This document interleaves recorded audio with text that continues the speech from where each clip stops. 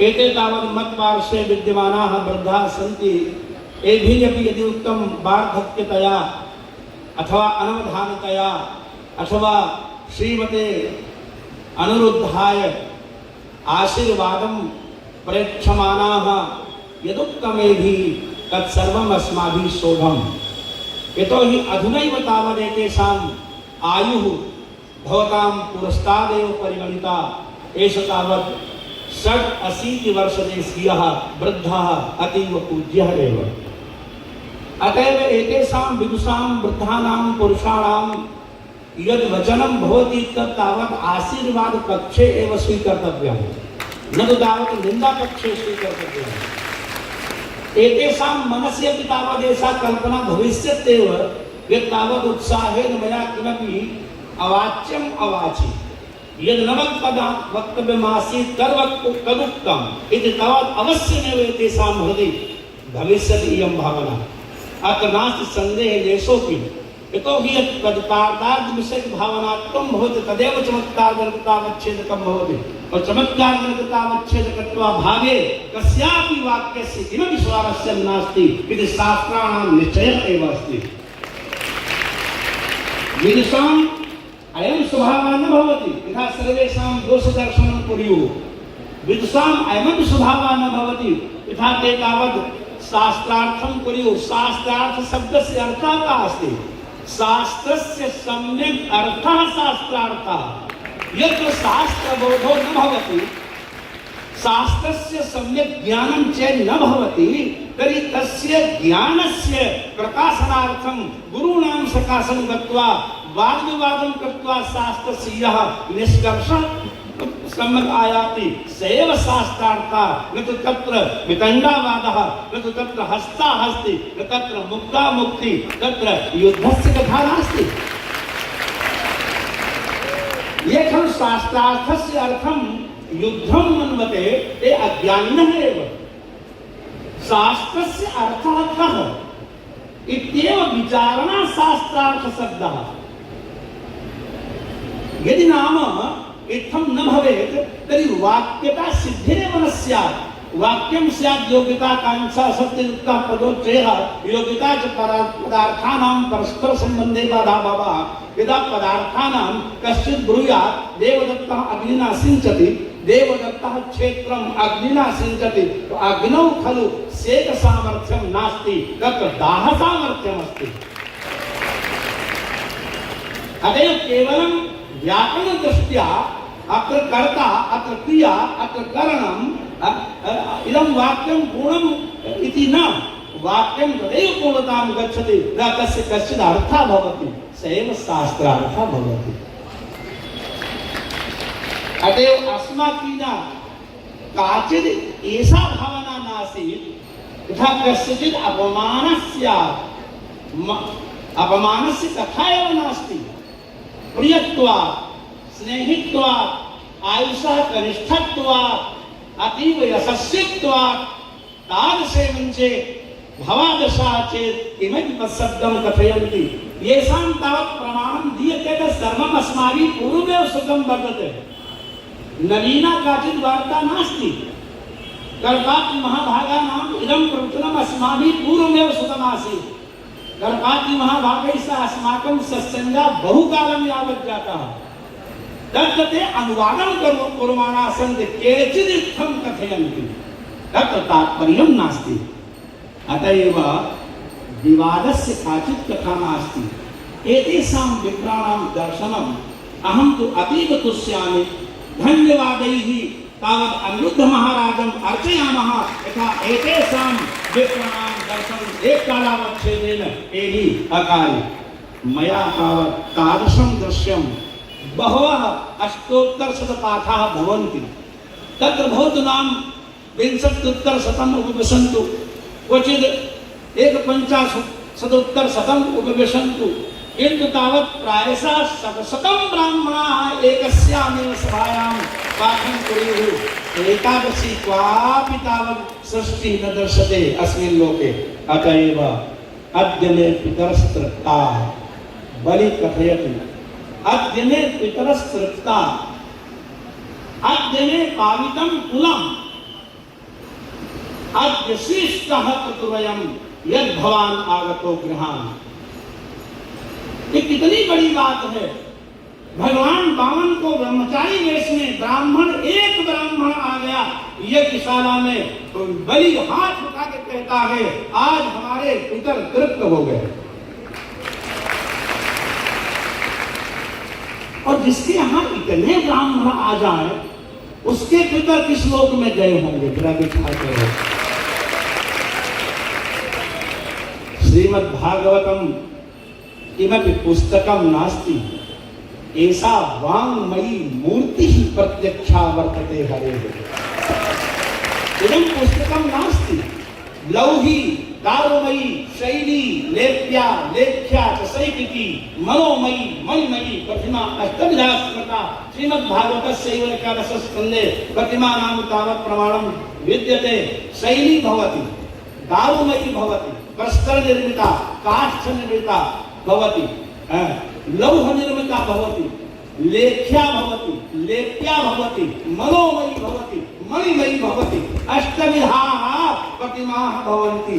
किन्तु श्रीमद्भागवतं किमपि नवमं तावद् रूपम् आस्थाय श्रीकृष्ण प्रतिमा रूपेण अत्र उपस्थितं वर्तते। अतएव अद्य नः पावितं कुलम् और भवता सहैव भवद्भिः तावद् यद् दैन्यं प्रदर्श्यते भवतां तु सिद्धान्तः अस्ति तद् भक्ति भक्ति चरणास्थित भक्ति भक्त्यः। एतादृशी विशिष्टाद्वैतस्य कल्पना वर्तते। यथा अहं कः तस्य यः भृत्यः और तस्य यः भृत्यः और तस्यापि यः भृत्यः और तस्य यः चरणास्थितः और तस्य यः भृत्यः तस्य अहं भृत्यः। तद् भृत्य भृत्य चरणाश्रित भृत्य भृत्यः तस्य भृत्यस्य यः भृत्यः और तम यः आश्रितः सोऽपि भृत्यः तस्य यः भृत्यः सेवकः अहं तस्य भक्तः भृत्यः। एतादृशं दैन्यं कुत्रापि दृश्यते। दैन्यं केवलं भगवतः सम्मुखमेव कर्तव्यम्। ब्राह्मणों को दैन्य केवल भगवान के सामने और गुरु के सामने करना चाहिए। ब्राह्मण स्वमेव ब्राह्मणो भंगते स्वं बस्ते स्वं ददाति च। रक्षनंदन सनातन सतकुमार चतुर्थ स्कंद में स्पष्ट राजा पृथु से कहते हैं कि ब्राह्मण स्वं भुगते, ब्राह्मण स्वं बस्ते, बस्ते माने पहनता है, ब्राह्मण स्वं ददाति। इसलिए सैनापत्यम च राज्यम च, सेनापत्य हो, राज्य हो, दंड नेतृत्व में सर्वलोकाधिपत्यम च वेद शास्त्र विदर्हति। वेद शास्त्र को जानने वाला ही सब कुछ जानता है। इसलिए जब ब्राह्मण दर्शन दे, मैं कभी अनुष्ठान भी कोई कहता है यजमान करा दीजिए गुरुजी, मैं नहीं करता, कराता हूँ। मैं उससे एक बात कहता हूँ कि आपके अनुष्ठान में ब्राह्मण केवल आशीर्वाद दे दे, वो जब करे या न करे, पाठ करे या न करे, आपका कल्याण हो ही जाएगा। और ये मैं केवल श्रद्धावश नहीं कह रहा हूं। हमारे एक विद्यार्थी वाराणसी में रहते हैं, क्योंकि इस दास ने 37 वर्ष तक महाविद्यालय में कभी प्राचार्य कभी प्रोफेसर के रूप में काम किया। भारतवर्ष का शायद ही ऐसा कोई विद्वान हो जो साक्षात परिचित न हो। तो उस विद्यार्थी ने कहा गुरुजी मैंने ब्राह्मणों का चमत्कार देखा है। वो कथा आप लोग सुन लीजिए। क्या चमत्कार? बोले एक कलकत्ता में सेठ जी रहते हैं, कहते थे नहीं रहते हैं, और उनके विवाह को 20 वर्ष हो गए। कितने? और कोई संतान नहीं हुई। उन्होंने कहा कि तुम काशी में जाकर के श्रेष्ठ ब्राह्मणों से ये अनुष्ठान कराओ, तुम्हारे अवश्य संतान होगी। तो उन्होंने ब्राह्मण चुने, एक मुनीम लगा दिया बढ़िया, जैसे यहाँ आप लोगों काजू खूब मिलता है खाने को, बादाम भी मिलता है, लेकिन हमको अभी तक नहीं भिजवाया। ये बात है। तो खूब काजू बादाम, खूब दूध, खूब मिठाई, और मुनि ने से कहा कि ब्राह्मणों की व्यवस्था करना, और उसके बाद दक्षिणा जो है हम देने के दिन आ जाएंगे, और तुम देखते रहना। तो ब्राह्मण तो जाइए बच्चे ही हैं, ज्यादातर कोई 20 का कोई 25 का। अब इनके ऊपर कोई ऋषित्व तो लोग तो थोड़ा पाठ करें, फिर आपस में बातें करने लग जाए, हंसी मस्करी करने लग जाए। तो जजमान तो था नहीं, समझे, कुछ कहानी कहने लग जाए, कुछ वहीं लौट जाए। और मुनीम से ये बात लेकर तो मुनीम ने फोन किया कि महाराज ब्राह्मण लोग पाठ वाठ कुछ करते नहीं है। बोले खाली पाठ ही नहीं करते कि पूरी बात तुम देखे हो? बोले एक बात देखा है। बोले क्या? बोले जब आरती करते हैं तो कहते हे भगवान भोलेनाथ, हे शिव, हे भयंकर भयंकर शंकर, हे देवों के देव, हे महादेव, हम जैसा पाठ कर रहे हैं आपसे कुछ छिपा हुआ। आप ब्राह्मण को ऊपर दया करते हैं तो हमारे यजमान को पुत्र अवश्य दे देना। ये सच्ची घटना है। और 10वें महीने में उसके पुत्र रत्न पैदा हुआ, बिना दवाई बिना पाठ, केवल ब्राह्मणों के आशीर्वाद मात्र से। ऐसा नहीं है कि ब्राह्मण प्रसन्न होकर के किसी को आशीर्वाद दे दे और उसका कल्याण न हो जाए। किसी ब्राह्मण का दिल नहीं दुखना चाहिए। सबसे बड़ी बात यह है कि समस्त ब्राह्मणों का हृदय से आशीर्वाद मिले, आपका वो भला मन से चाह जाए। भगवान की औकात नहीं है कि वो आपका भला न करे,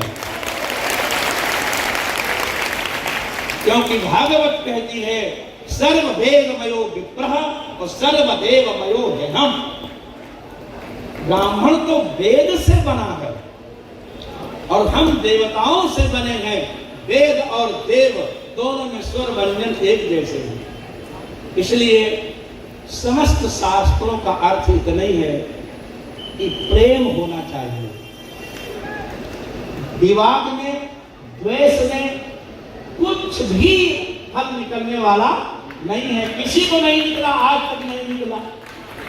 इसलिए मैं आपके विनम्रता से, आपके स्नेह से, और मैं ही नहीं, कोई भी ऐसा ब्राह्मण नहीं है जो आपके मन से जय जयकार न करता हो। हमारे तिवारी जी हमारे पास रहते हैं, ये रोज हमारे पास आजकल एकादश स्कंद चल रहा है, 1 घंटा बैठते हैं। एक भी दिन ऐसा नहीं होता जिस दिन अनायास आपकी स्तुति ये न करते हैं। पढ़ाते हम हैं और स्तुति आपकी करते हैं। इसके बदले में आपको दक्षिणा देनी पड़ेगी। स्तुति तो आपकी हो रही, हमारी तो हो नहीं रही।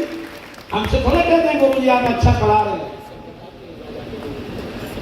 हाँ, कहते हैं ये जो ब्राह्मण है जो संपर्क में, वो सब हमको जाके बताते हैं। जब बताते हैं, जब पेट भर जाता है तो बिना उगले नहीं रह पाते। बात ये है। तो मैं समस्त ब्राह्मणों के पावन चरणों में आचार्य जी की सुहाशांशा करते हुए, और हमारे आचार्य व्यासनंदन जी हैं, करपात्री जी के बहुत प्रेमास्पद हैं ये, अब तो नहीं महाराज जी रहे। करपात्री जी मनुष्य नहीं थे, वो अवतार थे। जिन्होंने उनको देखा होगा, संतों में 2 ही महापुरुष उत्तर भारत में हुए, एक परम पूज्य स्वामी करपात्री जी महाराज हरिरानंद जी और दूसरे स्वामी धन्यानंद जी महाराज। आप लोग जो 2 खंडों में भागवत पढ़ते हैं गीता प्रेस की, वो टीका परम पूज्य स्वामी धन्यानंद जी की है। और ऐसी टीका अगर कोई व्यक्ति केवल गीता प्रेस की टीका पढ़ ले तो सारी टीकाएं संस्कृत की उसमें आ जाएंगी। ऐसा हो ही नहीं सकता कि किसी टीका का भाव वहां छूट गया हो। जहां जहां मैंने विद्वत गोष्ठियों में ये बातें, यहाँ तो क्या विद्वत गोष्ठी होती है आप जानते ही, जैसी होती है विद्वत गोष्ठियां तिरुपति में होती हैं, काशी में होती हैं, यूनिवर्सिटियों में होती है। और वहां पर जब उस भागवत के अर्थों का प्रकाश करने का अवसर मिला तो बड़े बड़े विद्वानों ने पूछा कि आपने कौन सी टीका पढ़ी है? तो मैंने कहा मैं तो गीता प्रेस का केवल पढ़ के आया हूँ, मैंने तो संस्कृत टीका आद्योपांत आज तक कोई भी नहीं पढ़ी है। कोई कठिन श्लोक हो भले ही देख लें, सर्वज्ञ संसार में कोई नहीं। मैं ये दावा नहीं करता हूँ कि कोई भी ऐसा अंश नहीं है जहाँ पर बिना टीका देखे, लेकिन टीका गुरु नाम गुरु, टीका गुरुओं की गुरु होती है। आप टीका देख करके नहीं लगा सकते, हम टीका देख के लगा सकते। तो टीका गुरुओं की गुरु होती है और उसी के कारण मुनि ने प्रथम हरि कीर्ति गाई। जो टीकाकारों ने बताया, जो अर्थ बताया, हम लोग वही करते हैं। ब्राह्मण लोग अगर अपने घर में भी 1 अध्याय, 3 अध्याय, 11 अध्याय भागवत का पाठ अपने लिए भी करने लग जाए, इस संसार में कलयुग में ही सतयुग आ जाएगा, इसमें कोई संदेह की बात नहीं है। इसी तरह से सत्य चलते रहे, अंबादास जी की कीर्ति होती रहे। आप लोगों को खूब देखिए, एक बात सुनो, दुनिया में ऐसा कोई पेशा नहीं है जो जगत का कल्याण चाहता हो। हमारे एक मित्र हैं डॉक्टर, 2-3 साल पहले की बात, मैंने कहा डॉक्टर साहब ठीक हो ना? बोले कहाँ ठीक है? बोले क्या हो गया? बोले सीजन चौपट हो गया, मलेरिया तो चले ही नहीं। डॉक्टर चाहता है कि तुम बीमार पड़ो, चाहता है कि नहीं बोलो? वकील चाहता है तुम झगड़े में पड़ो। केवल ब्राह्मण चाहता है कि आपका कल्याण हो, आपकी जय हो, ताकि पाप चलता रहे और काजू बादाम मिलता रहे। ब्राह्मण के अतिरिक्त कोई अपने यजमान का कल्याण नहीं चाहता। सारे पेशे वाले, बिजली वाला चाहता है आपका पंखा टूट जाए, बोलो चाहता है कि नहीं? बढ़ई चाहता है कि आपका सोफा टूट जाए, समझे? नाई चाहता है कि आप गंजे हो जाओ, हम नकली बाल लगाएंगे।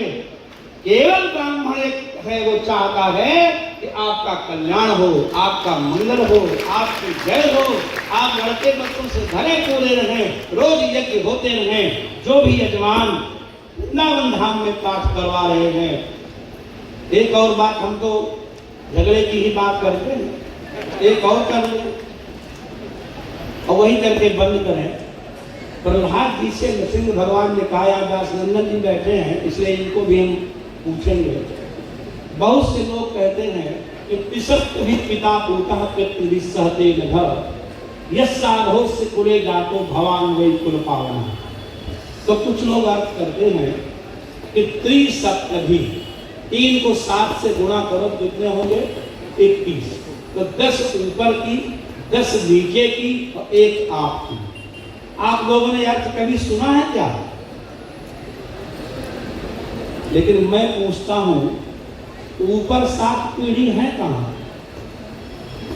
पहली पीढ़ी में है हिरण्यकश्यप, हिरण्यकश्यप के बाप कश्यप और कश्यप के बाप मरीचि, 3 पीढ़ी तो ऊपर है। वे तो ब्रह्मा जी हैं, ब्रह्मा के पुत्र मरीचि, मरीचि के पुत्र कश्यप और कश्यप के पुत्र हिरण्यकश्यप, तो 7 ऊपर कहां से आए? इसे त्रिसप्तमी का अर्थ है ऊपर की 3 और आगे की 7। त्रिसप्तभी पिता पूतः पितृ विस्सहते नभ यत् साधस्य कुले जातो भवान वै कुल पावना। ये अर्थ स्वारसिक है। अब इस पर टीकाकार कोई कहे कि नहीं 3 ऊपर 7 ऊपर की 7 नीचे की, हम दोनों मानेंगे। हम स्वयं टीकाकार बनना चाहते हैं, हम कैसे मान लेंगे? सब बात नहीं, क्योंकि आप बताइए 7 ऊपर की कौन है? ऊपर 7 भी नहीं। प्रहलाद के बाप कौन है? हिरण्यकश्यप बाप कौन है? कश्यप। कश्यप के बाप कौन है? मरीचि। और मरीचि के बाप तो साक्षात ब्रह्मा जी है, वो तो भगवत देव में आते हैं। 3 ही पीढ़ियां मुक्त होंगी ऊपर की और 7 पीढ़ी नीचे की। जरा सोचो, जिन यजमानों ने यहाँ पाठ रखा है, अभी हम तर्पण करके गंगा जी में आए हैं, हमारे आचार्य ने किया पिता, पितामह और वृद्ध पितामह और प्रपितामह। पिता, पिता के बाद पितामह, प्रपितामह और वृद्ध प्रपितामह, माने 3 ऊपर जाते हैं। दर्पण आदि में नाम इसे माता, माता मह, वृद्ध माता मह, प्रमाता मह, 3 गिने जाते हैं। तो 3 जिन यजमानों के पास श्राद्ध पक्ष में या कभी भी यहाँ रखे गए हैं, उनकी पीढ़ियों के करने में कोई संदेह नहीं। भागवत कभी असत्य नहीं हो सकती, शास्त्र कभी असत्य नहीं हो सकता। सूर्योदय, आप लोग सच बताओ ब्राह्मण देवताओं, क्या सूर्योदय कभी पुराना लगता है? जब सूर्योदय होता है, सूर्य निकल आया, मानो पहली बार देखा हो। 5 चीजें कभी पुरानी नहीं पड़ती। आपकी पत्नी भी है कि नहीं? आपकी? अरे ऐसे करो, ऐसे करो, हैं? तो जितनी पहले दिन अच्छी लगती थी उतनी लगती है कम।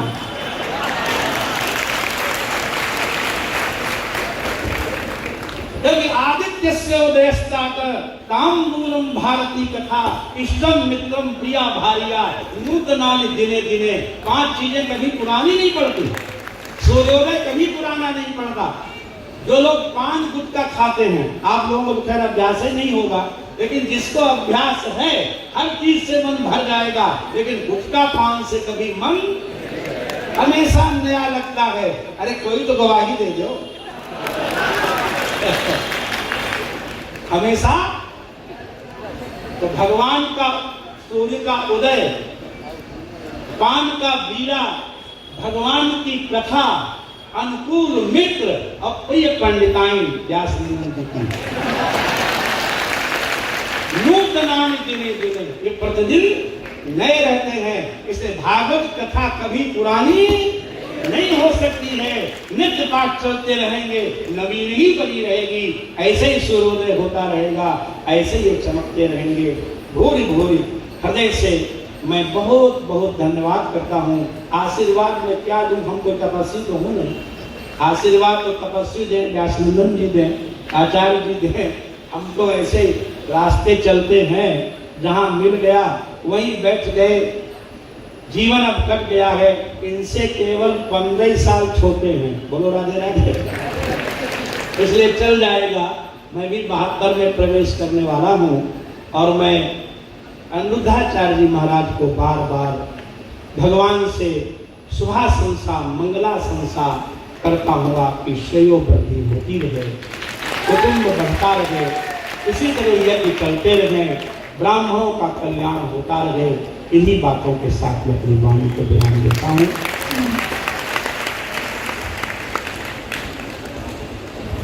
अब दिव्य वाणी हमने गुरु जी की श्रवण की, जो अत्यधिक गूढ़ थी और ज्ञान से भरी हुई थी। अब गुरु जी की वाणी